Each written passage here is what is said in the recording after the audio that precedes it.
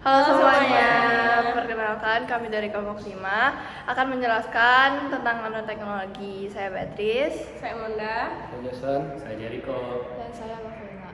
Nah, kalian ada yang tahu nggak sih nanoteknologi itu apa? Enggak. Emang nanoteknologi itu apa? Nah, jadi definisikan oleh US Environmental Protection Agency 2007 sebagai ilmu pemahaman dan kontrol materi pada dimensi kira-kira 1 sampai 100 nm, di mana sifat fisik yang unik membuat aplikasi baru menjadi mungkin. Nah, hari ini kami akan fokuskan pembahasan di nanoteknologi di bagian kesehatan dan pertanian. Emang apa sih peran nanoteknologi dalam bidang kesehatan? Integrasi nanoteknologi ke dalam aplikasi medis telah membuka kemungkinan baru untuk diagnostik, pengiriman obat, pencitraan, dan perawatan. Nanoteknologi juga memiliki di bidang kedokteran yang dapat memanfaatkan sumber-sumber terkemuka untuk menggarisbawahi potensi transformatifnya. Gila, punya banyak banget. Ada beberapa manfaat yang dibawa teknologi di bidang kedokteran, yaitu yang pertama ada kemajuan diagnostik. Teknologi telah meningkatkan kemampuan diagnostik secara signifikan, memungkinkan deteksi penyakit lebih awal dan lebih akurat. Biosensor skala nano dapat mendeteksi biomarker yang terkait dengan penyakit tertentu pada tingkat molekuler. Hal ini memungkinkan pengembangan alat diagnostik yang sangat sensitif seperti perangkat pencitraan skala nano dan biosensor, memberikan wawasan berharga kepada dokter untuk intervensi di sini. Yang kedua yaitu pengiriman obat yang ditargetkan. Salah satu aplikasi nanoteknologi yang paling menjanjikan dalam kedokteran adalah dalam pengiriman obat. Nanopartikel dapat direkayasa untuk membawa agen terapeutik langsung ke tempat kerja, meminimalkan efek samping dan meningkatkan kemajuan obat. Pendekatan pengiriman obat yang ditargetkan ini memiliki potensi besar untuk mengobati berbagai penyakit, termasuk kanker, di mana lokalisasi obat yang tepat sangat penting. Yang ketiga ada teknologi pencitraan. Nanoteknologi telah merevolusi pencitraan medis, memberikan resolusi dan kontras yang belum pernah terjadi sebelumnya. Untuk memvisualisasikan jaringan dan organ nanopartikel seperti titik kuantum dan nanopartikel magnetik dapat dirancang untuk meningkatkan modalitas pencitraan seperti MRI dan CT scan. Hal ini mengarah pada pencitraan yang lebih akurat dan terperinci, membantu dalam diagnosis dan pemantauan penyakit. Dan yang terakhir ada aplikasi terapi. Nanoteknologi juga berkontribusi pada pengembangan pendekatan terapi yang inovatif. Nanomaterial dapat direkayasa untuk berinteraksi dengan sistem biologis pada tingkat seluler atau molekuler, memungkinkan modulasi fungsi seluler. Ini memiliki aplikasi tingkat potensial di bidang-bidang seperti pengobatan, regeneratif, dan terapi gen.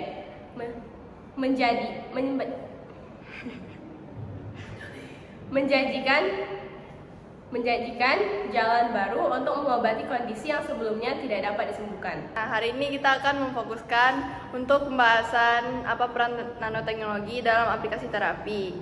Nah, dalam penelitian CUI dan teman-temannya pada tahun 1997, Aclaila elliptica yang berasal dari Thailand telah ditemukan 5 senyawa baru yang sangat berpotensi terhadap sel tumor. 5 senyawa baru tersebut memiliki kerangka induk yang sama, yaitu siklopentabenzoffuran. Kerangka induk ini juga terdapat pada spesies Aclaila yang lainnya. 5 senyawa turunan tersebut adalah senyawa 1 metilokaglat, 2 demetoski, 3 metilendioski, dan yang keempat metilokaglat, yang kelima adalah 1 O-formil. Senyawa 1 dan 2 dan 4 hingga 5 diperoleh dari batang Aglaila elliptica, sedangkan senyawa 1-3 diperoleh dari buahnya. Daya hamba 5 senyawa turunan siklopental benzofuran yang ditemukan pada batang daun Aglaia elliptica dapat diketahui dengan cara menghitung nilai IC50 ke 5 senyawa tersebut dengan menggunakan sel kanker manusia, di antaranya sel HTI 080 atau human fibrosarcoma, KB atau human nasopharyngeal carcinoma, 431 yaitu human epidermoid carcinoma. Lalu ada LNCAP yaitu hormone dependent prostate cancer. Lalu ada ZR751 yaitu hormone dependent breast cancer. Lalu U373 yaitu human glioblastoma. Lalu BCI human breast cancer. Yang terakhir ada LU1 human lung cancer. Ada MEL2 atau human melanoma dan COL2 human colon cancer. Semua sel dikultur pada suhu 37 0C dalam 100%, kelembapan dengan 5% CO2 atmosfer di udara, kecuali sel melanoma yang tetap pada 37 0C dalam wadah kultur jangan tertutup. Dari hasil penelitian didapatkan nilai 1C50 senyawa 1, 2, hingga 5 memiliki rentang antara 1 hingga 30 Ng atau mili. Sedangkan senyawa 3 dan 4 memiliki nilai IC50 di atas 60 Ng atau mili, yaitu Le et al. 1998. Dalam terapi kanker juga terdapat obat yang menjadi peran dalam terapi tersebut. Nah, kalian ada yang tahu nggak itu obat apa? Aku tahu, jadi di dalam terapi kanker terdapat obat anti kanker kemoterapi yaitu cisplatin. Cisplatin itu apa? Cisplatin, cisdiamine dikloroplatinum, dikenal sebagai klorida peyron sejak akhir abad 19. Dinamai menurut Michel Peyron yang mensintesis pertama kali. Properti sitostatik cisplatin ditemukan oleh Barnett Rosenberg pada akhir 1960-an. Ketika ia sedang melakukan percobaan untuk menganalisis efek medan listrik pada pertumbuhan bakteri, cisplatin sebagai senyawa kunci yang bertanggung jawab atas efek antiproliferasi.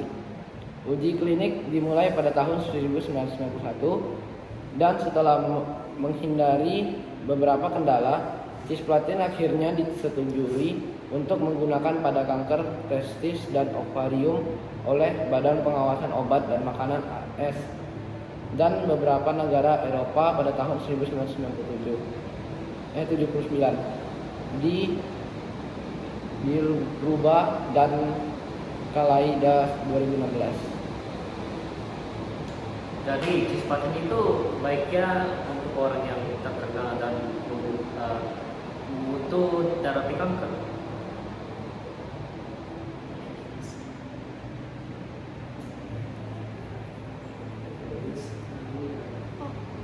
Tapi jangan salah ya. Di balik dampak baiknya itu, cisplatin juga mempunyai dampak buruk loh. Yaitu meskipun terdapat dampak positif dari komponen platinum juga bersifat toksik. Pasien yang menerima agen ini akan mengalami efek samping yang sesuai dengan dosis yang diberikan.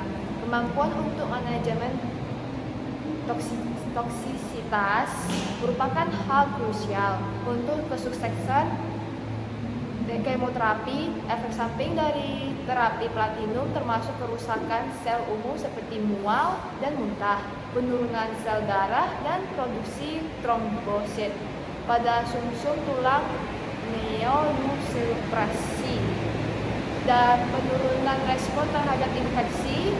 Lebih jauh lagi, dampak berupa kerusakan pada organ ginjal, saraf, penurunan pendengaran, jantung, dan Hepar.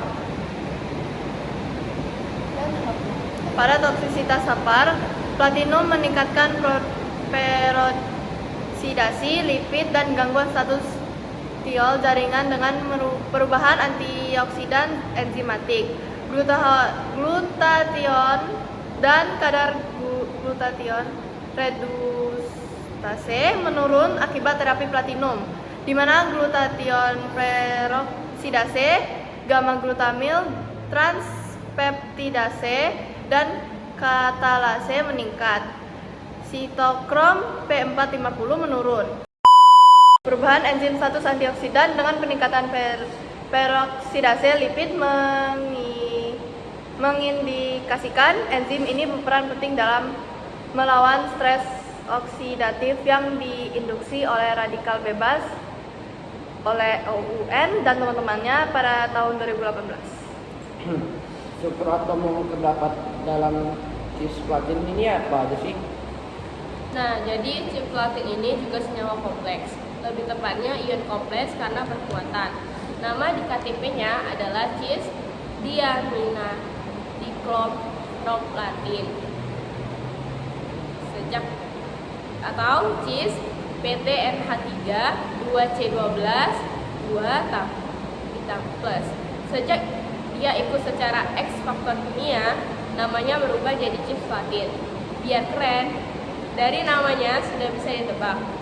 Ada platina, ada amina yaitu NH3, dan ada kloro C1. Nah, platina ini bertindak sebagai asam Lewis yang menengadahkan tangannya orbitalnya buat menerima elektron. Amina dan kloro bertindak sebagai ligan yang mau dengan ikhlas menyumbangkan elektron. Cara kerjanya gimana tuh? Cisplatin menjadi teraktivitas saat memasuki sel. Pada sitoplasma asam klorida, pada cisplatin digantikan oleh molekul air.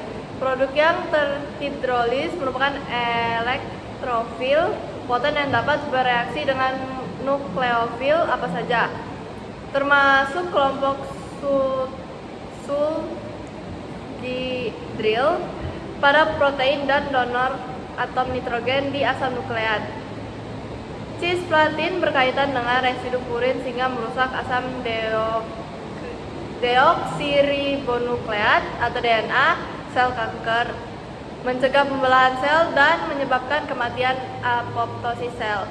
Pada kondisi fisiologis, sel mengontrol keseimbangan kadar reaktif oksigen spesies ROS dengan mengeliminasi menggunakan sistem scavenger, menurunkan glutathione GSH, dimutase superoksid SOD, dan katalase CAT.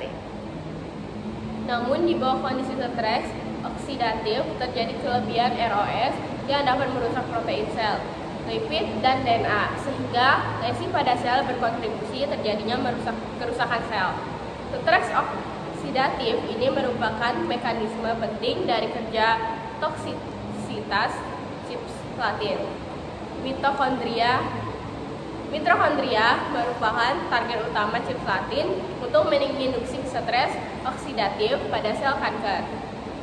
Kerusakan yang terjadi akibat stres oksidatif dipicu akibat proses modulasi signaling kalsium, enzim protein kinase C, mitogen aktif protein kinase MAPK, gen animo terminal kinase JMK, P38 mitogen aktif protein kinase MAPK, dan AKT yang memicu kerusakan DNA sel kanker. Oh, dari itu ya. Dari semua yang telah kita bahas tadi, ada yang tahu gak kesimpulannya apa? Jar, kamu tahu? Tahu dong. Jadi kesimpulannya itu adalah integrasi nanoteknologi ke dalam kedokteran menandai perubahan paradigma dalam perawatan kesehatan, menawarkan solusi untuk tantangan yang dulunya tidak ada dapat diatasi dari diagnostik awalnya hingga pengiriman obatnya yang ditargetkan dan penduduknya terapeutik yang inovatif dengan teknologi menegang janji untuk mengubah lanskap para medis. Karena penelitian di bidang ini terus berkembang, sangat penting untuk mempertahankan pertimbangan etis dan kerangka peraturan untuk memastikan penyebaran inovasi nanoteknologi yang aman dan bertanggung jawab dalam kedokteran. Baiklah, sekarang kita beralih ke nanoteknologi dalam bidang pertanian. Loh, dalam bidang pertanian juga terdapat teknologi ya? Ya dong, masa gak tahu sih. Jadi, pada bidang pertanian, teknologi nano digunakan untuk meningkatkan produktivitas tanaman, kualitas produk, penerimaan konsumen, dan efisiensi penggunaan sumber daya. Dengan demikian, penerapan teknologi nano akan membantu mengurangi biaya pertanian, meningkatkan produktivitas, meningkatkan nilai produksi, dan meningkatkan pendapatan pertanian. Di samping mendukung konservasi dan meningkatkan kualitas sumber daya alam dalam proses produksi pertanian. Oh, jadi gitu. Ada beberapa ilmuwan berpendapat mengenai ini loh, yaitu Rhodes pada 2014 yang menemukan bahwa teknologi nano diterapkan dalam sistem pertanian presisi precision farming untuk memaksimalkan output atau hasil tanaman seraya minimalkan input benih, pupuk, pestisida, herbisida, air, dan yang lain-lainnya. Sistem pertanian presisi terkait dengan sistem pupuk dan sistem penghantaran pintar, yaitu smart delivery system. Di dalam bahan kimia seperti pupuk, pestisida, dan herbisida dihantarkan secara tertarget dan terkontrol. Selain itu, teknologi nano juga diterapkan dalam satu, identifikasi sistem untuk melacak bahan atau hasil ternak dan tanaman dari bahan asal hingga konsumsi. Kedua, sistem terintegrasi untuk penyederhanaan monitoring dan intervensi respon aktif untuk produksi tanaman dan ternak. Tiga, sistem lapang pintar smart cloud system untuk mendeteksi, mengetahui lokasi, melaporkan, dan pemberian air secara langsung. Dan keempat, pengembangan tanaman yang resisten terhadap kekeringan dan toleran terhadap salinitas dan kelembapan. Lalu ada Mousavi dan Israel 2011 yang menyebut bahwa teknologi nano membantu mengurai polusi lingkungan dengan menghasilkan dan menghasilkan pestisida dan pupuk kimia menggunakan partikel nano dan kapsul nano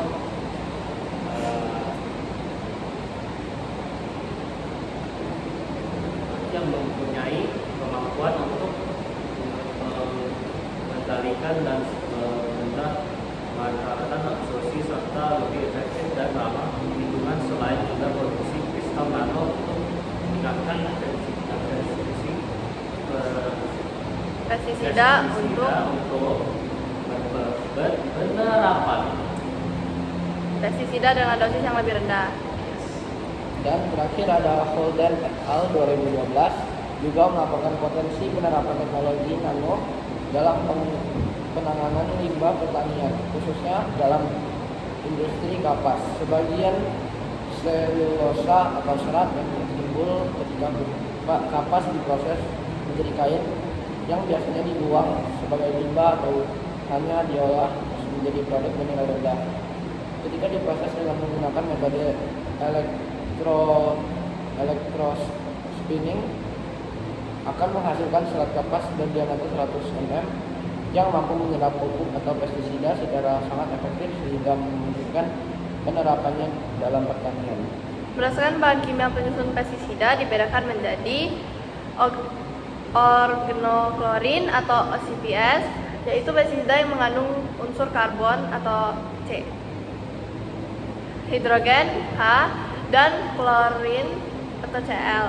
OCPS termasuk golongan senyawa organik yang mengandung atom Cl yang terkait oleh ikatan kovalen pada struktur karbon oleh Shukla dan teman-temannya pada tahun 2014. OCPS mempunyai rumus umum yaitu CXHYCl. Organofosfat atau OPS yaitu pestisida yang mengandung unsur fosfate P, hidrogen H, dan karbon C. OPS terdiri dari satu gugus atau lebih fosfor yang terikat pada molekul organik. OPS dibuat dari molekul organik yang direaksikan dengan fosforilat. Karbamid itu apa? Karbamid yaitu pestisida yang mengandung gugus karbamid NH atau COOH melalui proses penggantian satu atau lebih atom H dengan gugus organik lainnya. Karbamid pertama kali dibuat pada tahun 1967 di Amerika Serikat. Karbamid merupakan insektisida yang bersifat sistematik dan berspektrum luas sebagai nematodsida dan akarisida. Karbamid sangat efektif terhadap serangga, insekta, memiliki toksisitas rendah terhadap hewan mamalia. Pada suhu tinggi meningkatkan efektivitas terhadap hama dengan tingkat residu sedang. Karbamid mudah terurai secara alami terutama dalam suasana basah.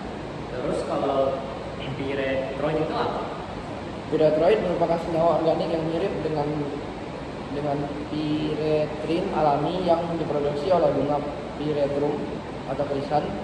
Piretroid merupakan turunan dari ester keto-alkohol dari asam krisan dan piretrogenik.